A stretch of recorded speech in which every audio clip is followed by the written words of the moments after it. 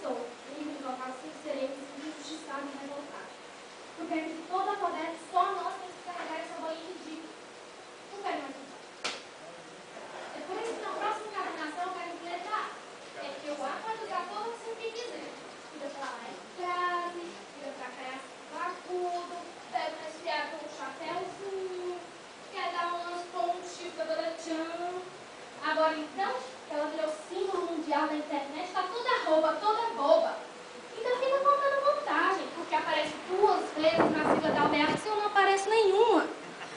Nem o presidente da Alberto me quis, não tem um izinho no nome dele. Mas o A tá lá, aquela letra metida. É muito difícil a convivência aqui nesse alfabeto. É por isso que eu estou de malas prontas para abandonar a língua portuguesa. Eu estava pensando então de ir para os Estados Unidos, só que lá para você tirar som de ir, só sendo epsilon. Eu também não estou a fim de me vender a esse ponto. Aí o O, que é o O, ele me sugeriu que eu fosse para a Alemanha. Mas, gente, lá tem trema. Já pensou se ao invés de uma eu tiver que carregar 2 bolinhas? Eu não sei, sabe? Porque se eu ficar aqui, qual vai ser meu futuro?